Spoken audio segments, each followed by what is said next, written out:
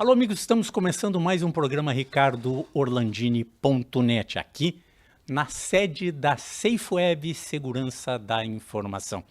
Nosso convidado é Ricardo Kerkhoff, que é vice-presidente de registro do Conselho Regional de Contabilidade do Rio Grande do Sul. Ricardo, muito felizes, dois moradores da capital do Rio Grande do Sul, né? Continua, uma vez capital, sempre capital, né? Sempre capital. Viamão sempre foi, sempre será a capital dos Açores, né, do estado do Rio Grande do Sul. E é verdade, inclusive tem uma rádio lá chamada Velha Capital, né? Exatamente, tem uma rádio com mais de 70 anos que é chamada de Velha Capital. Então tá dois aqui, dois porto-alegrenses moradores, mas entra no sangue, né? Não adianta, né? Entra, e Porto Alegre fica na Grande Viamão, né? Também como Canoas fica na Grande Viamão. Parece que Montevidéu também, Uruguai fica na Grande Viamão. Bairros da periferia, né? Normalmente a gente considera assim. Considera assim, mas é brincadeirinha. O pessoal de Viamão entende isso aí. Mas o Ricardo, recentemente aconteceu em Gramado, dois eventos importantes para a classe profissional dos contabilistas. Podia falar um pouquinho deles? Sem dúvida, Orlandini. Na semana passada nós tivemos o maior evento da classe contábil realizado no país este ano. Foram dois eventos em um só. Foi o Encontro Nacional da Mulher Contabilista, que é um evento nacional de cunho temática comportamental, e ao mesmo tempo, esse foi o desafio principal, foi realizada a Convenção de Contabilidade do Rio Grande do Sul. Isso, os dois eventos em um só, onde nós reunimos algo em torno de 3.200 profissionais em um ano de crise, um ano complicado, e vieram profissionais de todos os estados do país participar com a gente neste evento. Então nós tivemos um evento com temática comportamental e técnica, né? Tivemos grandes painéis, grandes discussões, como a própria questão da tributação, né? A alteração da lei agora a respeito da tributação. Tivemos também sobre a previdência social, né? Uma discussão muito interessante. E entre outras temáticas também tivemos aquelas onde o fisco apresenta a sua parte da história e nós, empresários, apresentamos a nossa. Então, num dos painéis muito interessante foi apresentado, onde nós tivemos o auditor da Receita Federal, nós tivemos um político, um deputado federal e um representante da área de contabilidade, da área do setor de contabilidade, que foi o do SESCOM, e nessa discussão toda, então, foram vistos todos os contrapontos. Conhecimento e vasto, de cada um deles, cada um apresentando o seu ponto de vista, mas um evento muito interessante no sentido de cada um na sua visão da coisa, os seus comprometimentos e os seus equívocos, Então é interessante de avaliar isso, onde o deputado puxa a brasa para o seu assado, o fisco federal puxa para o seu, e nós, enquanto sociedade, ficamos à mercê dessas ideias, dessas ideologias aí. Então nesses painéis a gente procura equilibrar a situação e apresentar um basta, com relação a isso. Acho que foi um dos painéis mais bem avaliados lá dessa nossa convenção deste ano. Já que tu tocasse em carga tributária, e o Brasil tem uma das mais altas do mundo, eu até entendo que no passado alguém do fisco, alguém do governo, algum político dissesse assim, não, mas vem cá, as pessoas físicas só negam, as pessoas jurídicas só negam, porque era tudo feito no papel, Era papel para lá, papel para cá, e o papel tudo aceita, Mas no momento que está tudo integrado, e cada vez mais integrado, cada dia os sistemas, os bancos, a conta que tu tem no banco já cruza com as informações que tu passou no imposto de renda, tanto pessoa física quanto jurídica. Se tu fizer operações financeiras acima de R$5.000, já dá um alerta na Receita Federal. R$5.000, gente, não é 500 mil, nem 51 milhões. É R$5.000 de um mortal, já passou de um banco para o outro, já dá um alerta na Receita Federal por que fez essa transação. E assim vai. E ninguém do governo, nenhum político chega e vem e diz, não, nós temos que baixar os impostos porque a arrecadação está aumentando exponencialmente com a tecnologia. É um problema que nós temos hoje porque todo mundo que está na área do governo pensa em aumentar o tamanho do Estado, quando nós não suportamos mais isso. A questão que nós temos que deixar bem clara aqui é que nós precisamos olhar para a despesa do Estado, para o que ele está gastando, onde está gastando o nosso imposto.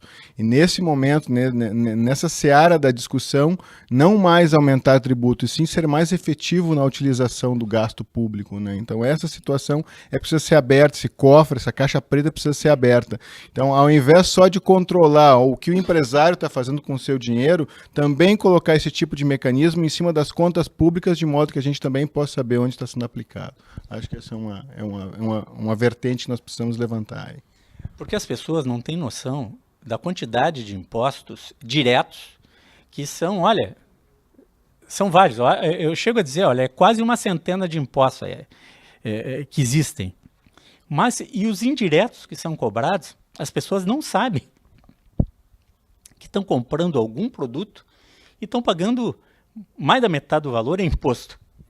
Sem dúvida. Essa matriz do Brasil, que hoje está completamente equivocada, a nível de mundo, apenas, se não me engano, é o Brasil e mais um outro país que ainda... Turquia, eu acho. Turquia é um dos mais... Não, digo assim, que ainda utiliza o imposto em cima do consumo. Então, sim.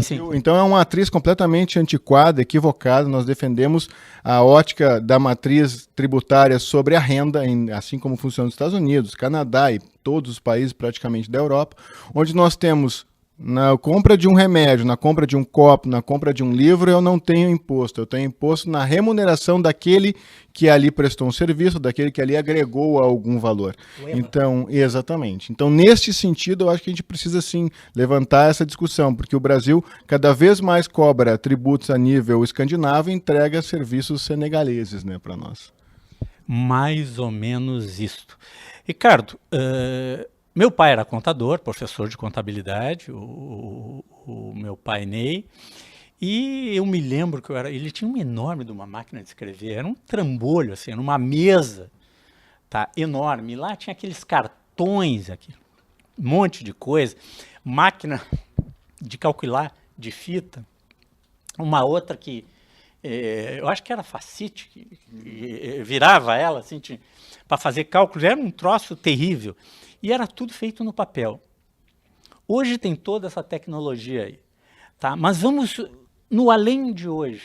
Como é que vai ficar a vida do empresário, da pessoa física e principalmente do profissional da área de contabilidade com essas novas tecnologias e esta maneira de se conviver com os governos em todas as suas esferas? E essa super tributação em todas as esferas, é município querendo tributar mais, Estado querendo tributar mais e a União querendo tributar mais.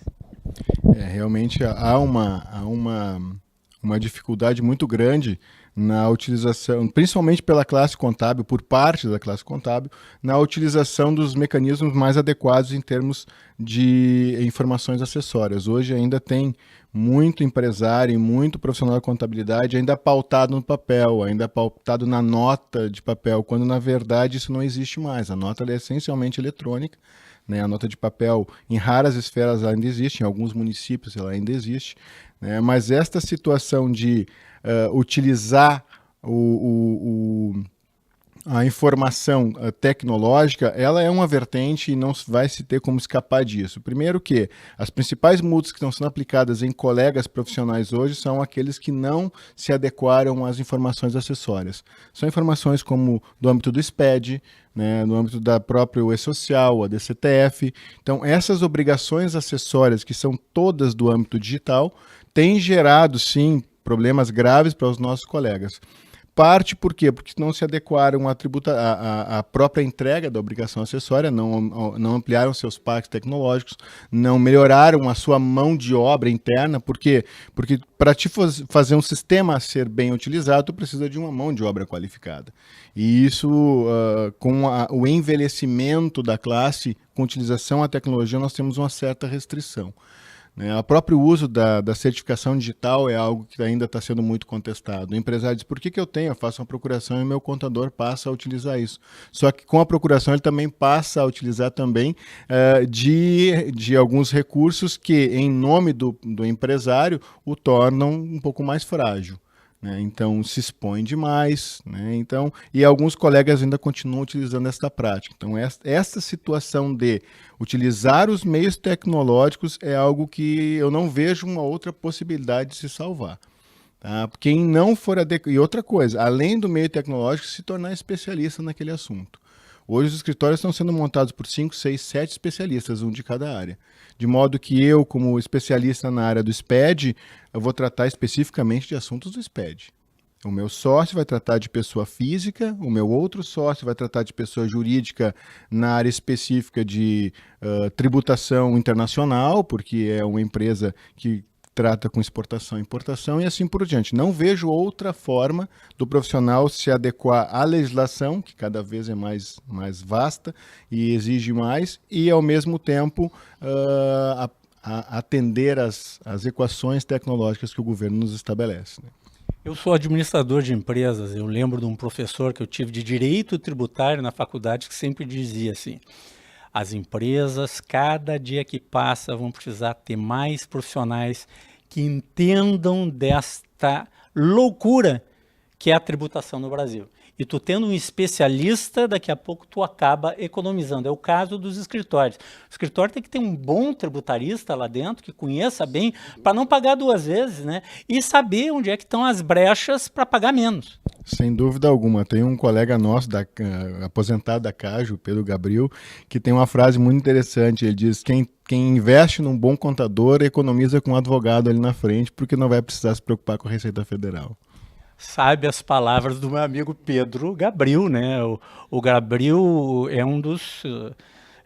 também na área administrativa, na área de governo, ele atuou muito tempo nessa área, e ele conhece bem, e ele diz isso aí realmente, né? Tem que administrar melhor a empresa, cuidar dessa área tributária, porque tu paga errado, tu paga na data errada, tu cria um passivo que daqui a pouco tu não consegue mais pagar. Essa situação de que eu pago menos hoje é a pior das hipóteses, né? Porque eu tenho que pagar o mais correto hoje, porque amanhã haverá haverá a situação de eu ter que pagar em dobro. E a outra queixa muito grande é que o Estado, a fiscalização do Estado tem um poder que acima de tudo chega nas empresas, pode revirar de tal maneira que acha uma coisa estando correta. Sim, é esse pandemônio de legislação que a gente vive com, né, ambiguidades legais, onde nos torna refém em algumas sistemáticas de ideia do fisco, porque hoje a fiscalização ela trata mais especificamente de entender de avaliar alguma tendência nos grupos setoriais, então são especialistas que tratam na auditoria e tudo mais. Então é ali que está o foco, quando eles querem tratar de, por exemplo, compra e venda de ativos, empresas, né, fusões e tudo mais, eles criam uma tese e saem aplicando aquilo a todas as empresas, quer elas tenham atendido ou não a legislação pertinente. Obrigado, Ricardo. Nós vamos a um rápido intervalo e já voltamos.